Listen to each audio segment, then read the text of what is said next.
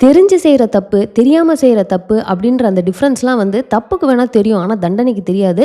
தப்பு செஞ்சால் கண்டிப்பாக தண்டனை கிடைச்சே தீரும்.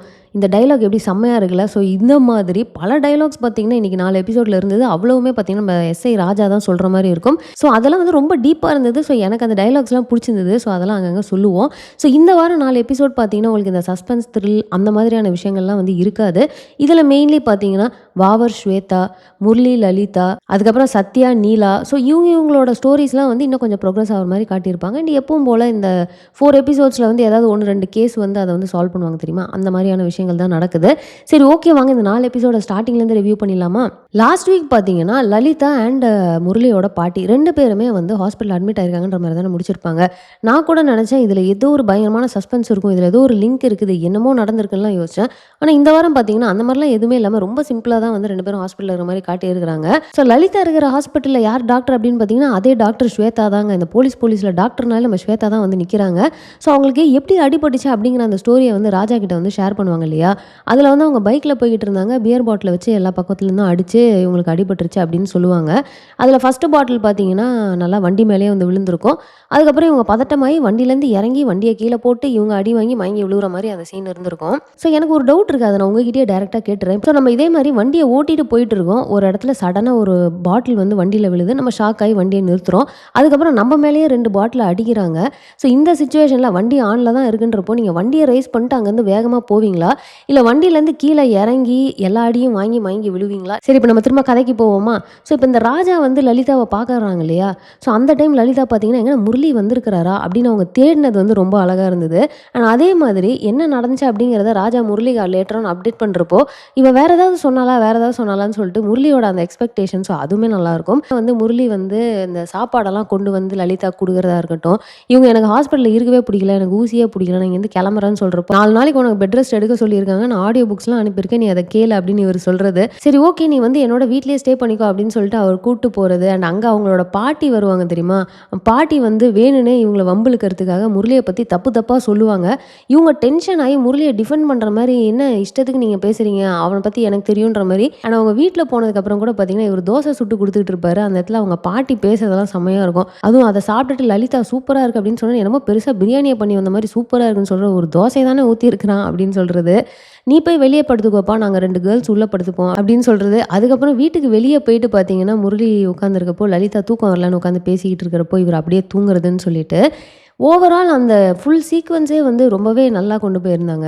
ஆனால் இப்போ இவங்க பாட்டியோட கதைக்கு வருவோமா. இவங்க பாட்டி வந்து டயாலிசிஸ் பண்ணணும், அவங்க ரொம்ப சீரியஸாக இருக்கிறாங்க. அந்த எக்ஸ்பிளனேஷன் எல்லாத்தையுமே வந்து ஸ்டார்டிங்கில் அவங்க பாட்டிக்கு பிரச்சனையை அட்மிட் ஆனப்போவே வந்து டாக்டர் சொல்லியிருப்பாரு. சீரியஸ்னஸ் தெரிஞ்சனால தான் இவர் காசு வேணும் அப்படின்னு சொல்லிட்டு ஃபர்ஸ்ட் இப்போ வந்து ராஜா சொல்கிறத கேட்டுட்டு இவர் போலீஸாகவே போய் இருக்கிறாரு. ஆனால் அவங்க பாட்டி வீட்டுக்கு வந்ததுக்கப்புறம் பார்த்தீங்கன்னா இவர் திரும்ப கொண்டு போய் ஹாஸ்பிட்டலில் விட்டுருக்கவே மாட்டார். நான் இதை அப்போவே யோசிச்சேன். இதில் அந்த டாக்டர் வேற ரொம்ப கேவலமாக கேட்பாரு, உங்களுக்கு கொஞ்சமாவது பொறுப்பு இருக்கா, டயாலிசிஸ் பண்ணிட்டு இருக்கவங்கள போயிட்டு வீட்டில் வைக்கிறீங்க, இன்னும் கொஞ்சம் விட்டுருந்தா இவங்க கோமா கூட போயிருப்பாங்க அப்படின்னு சொல்றப்போ ஹாஸ்பிட்டல் விட்டு வெளியே அவங்க எப்படி வந்தாங்கன்னு எனக்கு தெரியல, வேலை டென்ஷன்ல நான் அவங்கள திரும்ப கொண்டாந்து விட மறந்துட்டேன் அப்படின்னு ஒரு வார்த்தை சொல்லுவாரு. என்னடா இது இப்படியா சொல்லுவாங்க அப்படின்னு தோணுச்சு எனக்கு.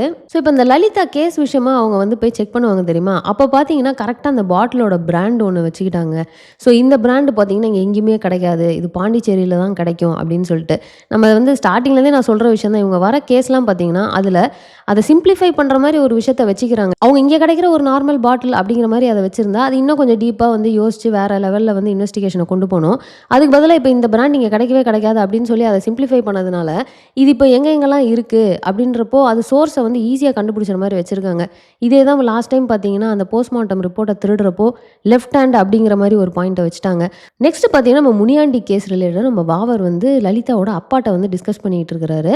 ஸோ அங்கே அவர் பார்த்தீங்கன்னா ராஜா வந்து ஏதாவது தப்பு பண்ணானா, அவனை தப்பு பண்ணால் நான் வந்து பிடிச்சி உட்கார வைக்க சொன்னேன்ல, என்ன பண்ணிக்கிட்டு இருக்கேன்னா, இல்லை சார் அவர் எதுவுமே தப்பு பண்ணுற மாதிரி இல்லை, அவர் எல்லாமே கரெக்டாக தான் பண்ணிகிட்டு இருக்காரு நம்ம வாவர் சொல்லுவார். தப்பு பண்ணலன்னா என்ன, தப்பு பண்ண வெய் அப்படின்ற மாதிரி இவர் சொல்லுவார். ஸோ இதிலே நல்லா தெரியுது, அதாவது ராஜாவை அந்த பொசிஷன்லேருந்து தூக்கணும் அப்படிங்கிறது வந்து ஒரு பயங்கரமான ஒரு மாஸ்டர் பிளானாக இருக்குது. அண்ட் வாவர் வேறு வழி இல்லாமல் அதுக்கு அடியில் மாட்டிக்கிட்டு இருக்காரு. சே, வாவரையாக நம்ம வந்து ஒரு வில்லன் மெட்டீரியல், ஒரு தப்பான ஆளுன்னு இத்தனை நாள் நினச்சிட்டு இருந்தோம் அப்படின்னு யோசிக்கிற மாதிரி தான் இருக்குது. ஏன்னா அவர் எந்த அளவுக்கு ஒரு நல்ல மனுஷன் அப்படிங்கிறது வந்து போக போக தான் புரியுது. இப்போ வாவர் பார்த்தீங்கன்னா அங்கே வாங்கின திட்டு எல்லாத்தையும் அந்த டென்ஷனை கொண்டாந்து நேராக போலீஸ் ஸ்டேஷனில் இறக்கிடுவார். அதில் அப்போ பார்த்தீங்கன்னா நம்ம ராஜாவை முரளியெல்லாம் பார்த்து ஸ்பெசிஃபிக்காக ஒரு விஷயத்த சொல்லுவார். இதுக்கு முன்னாடி முன்னாடி முனியாண்டி ஒரு தப்பை பண்ணாரு. அவருக்கு இப்போ நம்ம குடுத்துருக்கிற தண்டனை ரொம்பவே கம்மி.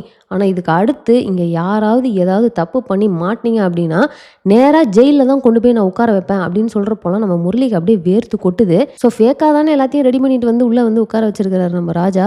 ஸோ அவருக்கு பயங்கரமா வேர்த்து கொட்டிட்டு அவர் உள்ளார போய் ராஜா கிட்ட டென்ஷனா அவர் பேசின அந்த சீன்லாம் வந்து நல்லாயிருக்கும்.